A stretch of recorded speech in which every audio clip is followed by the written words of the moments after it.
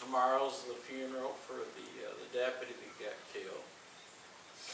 Very, very strange world you children are living in. I'm glad I'm getting older. I thought to myself, maybe if I drove up there where that woman was that was locked up, and got enough churches to go up there and let them arrest enough of us, they'd actually take us seriously, but not one person, not one person, not one person, not one person, not one Christian, not one church, as far as I know, has gone out there and said, here I am, arrest me. They marched. You're too young to realize this, but during the 60s, they marched for black freedom, so that blacks could have freedom to vote, women could have freedom to vote. They marched, and they got attention, and they didn't quit until there was hope. And the ones that should be doing something, you figure would be the Christians. But, you know, I mean, you look at the church today, which is us, I don't see that many heroes that are willing to go down there and walk around with the sign saying, let her go, let her go. And I mean, just walk around the courthouse and just saying that. I don't see any heroes. I see a bunch of wimps and complainers and everything else in the world, and I guess we ought to just pray and ask the Lord to bless that lady. We'll do that now. Lord, I pray that you'd help her while she's in jail. I don't even know what kind of Christian she is. For all I know, I may even preach against her. But I do know this, she took a stand. And for that, Lord, I pray you'd bless her, and God, you'd help her, and help that family tomorrow, I pray, when they bury their daddy and got shot for just putting gas. Help us, we live in a crazy world. In Jesus' precious name, amen, amen, amen. This world has always been crazy. First two brothers in the world that were born, who were they? Adam and Eve was the two first parents. I'll give you a hint. Abel, Cain. What did Cain do? Killed his brother.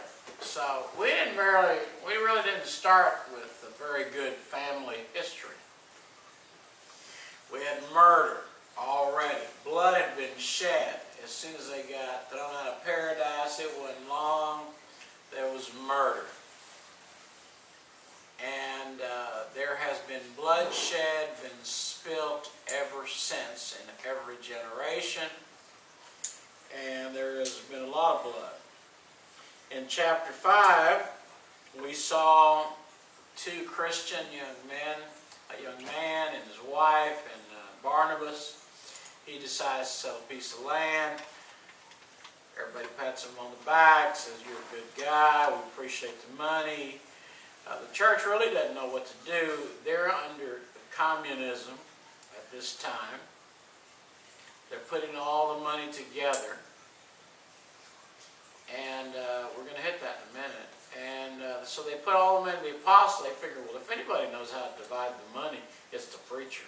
Well, let's just give the money to the preachers, and the preachers can divide the money up. And the preachers go to church. Miracles performed. The man jumps up. He's jumping up and down. You remember that? He's jumping up and down. He's having a great time. The soldiers come, they arrested 2 preachers. I thought we told you, don't be doing this. But they're scared to death because they're scared of the preachers because they fear, hey, we mess with the preachers, them preachers, them people gonna kill us. So yes, the government can fear Christians. They used to. They used to fear us. They locked him up. Angel let him loose and said, now go back over there and go preach again. Same place, same place, same place you got arrested, go back. Now it'd be different if he said, go from Conroe to Humboldt or Houston or something, a little place, a little bit different, maybe they don't recognize your face. Same place! And the Pharisees and the Sadducees and the high priest going, didn't we lock these guys up? Somebody go check.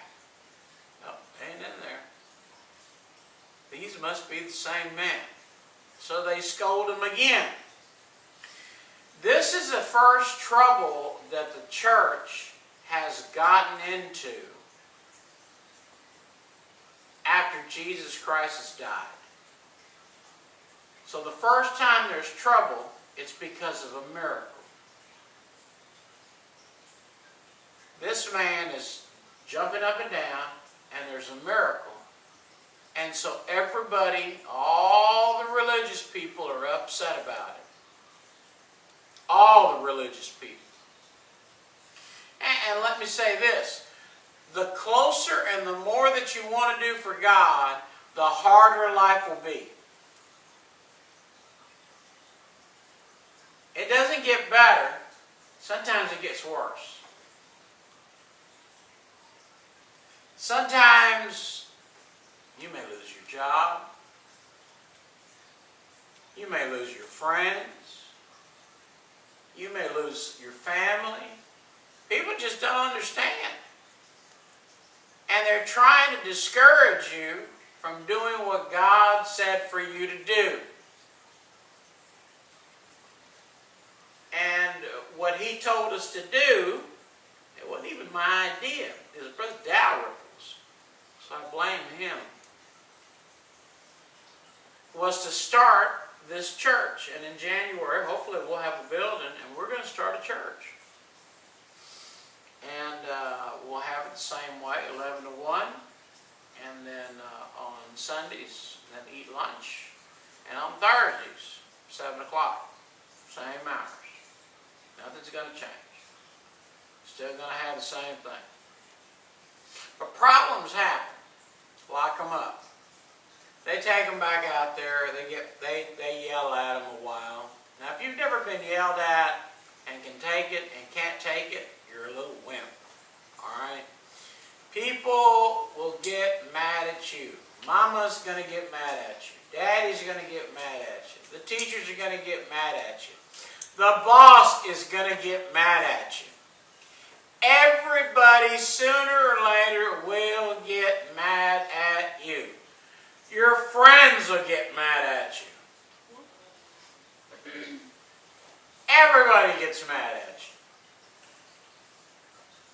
You know what you got to learn how to do? Suck it up. Alright? You just got to learn to suck it up and just learn, hey, this is just part of life. Things just don't always go my way. I don't know how many times I tell Susie, now Susie, you got this plan, you got this plan, you got this plan, you got this plan. And she's just like me. I got thousands of plans. Except I don't expect all mine to work. But I have plans on making all kinds of money, all kinds of different ways, but they don't always work. I said, don't forget now. It may not work. Don't get disappointed if nothing happens exactly like you want. I'll give you one even further. It all goes exactly like you want, and you still think it's a failure. Because for some reason or another, you were expecting this, you were expecting this, you were expecting that. And what about Cousin Joe? He didn't make it. Did you send him an invitation? No, we didn't send him one. but he should have known better. Excuse me? Are we thinking here? Second time. They bring him back. They yell at him. Now this time, the high priest and the soldiers go, let's don't mess with the Christians. Because you see that big bunch over there? They got knives and spears. They ain't got no swords, but they got spears. They got these little bitty blades that they cut with. And they can hurt you. They got shovels. They can kill you. He said, we better be careful. Where's the first problem that happened? Miracle. Where's the second problem that happened? When the preacher said, I don't care what you say. We're going to preach anyway. When you tell somebody, I'm going to go to church, I'm going to live for God, nobody's going to stop me. Not money, not my family, not my friends. I am going to church. That's when you're going to have problems. Christians that are easy, that hardly ever have problems, are the ones that are so-so. Sometimes they lean to the left, sometimes they lean to the right. Sometimes they lean to the left, sometimes they lean to the right.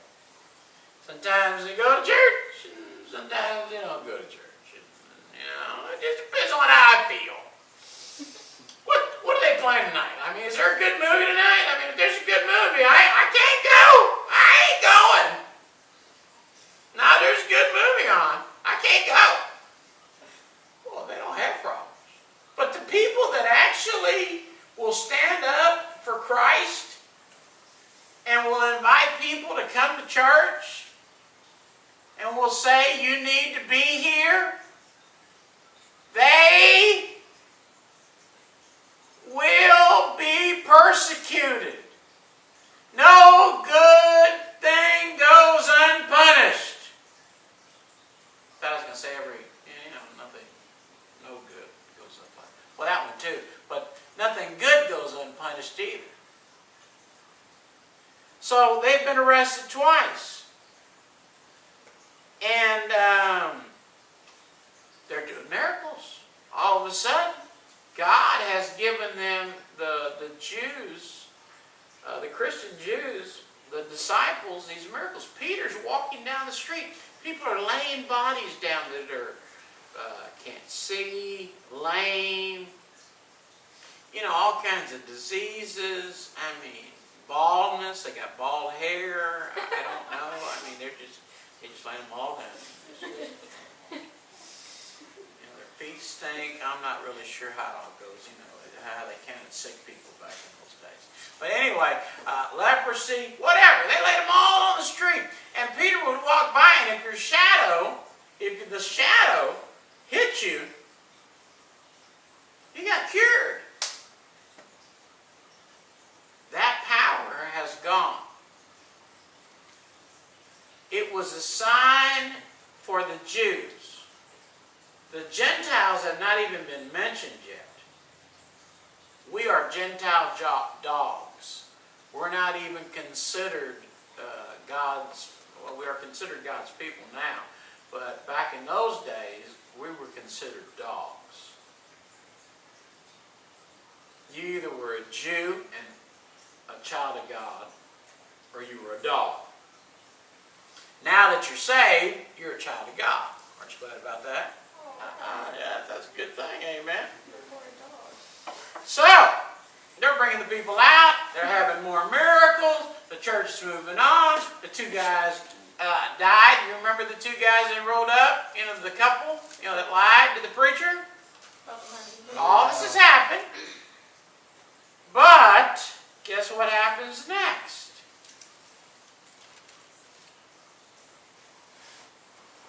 They have more problems. Chapter number 6. That's where we're at.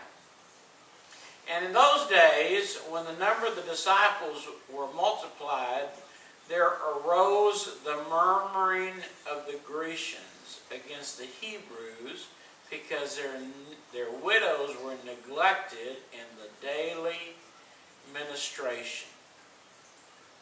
So, you got these widow women. Remember now, everybody's bringing the money to the disciples, right? Everybody's bringing the money to me. You give me all your money, all your groceries, your cars, so forth. I want everybody's car. I'm going to drive the nicest one, and when I'm out of gas, I'll pick another car again.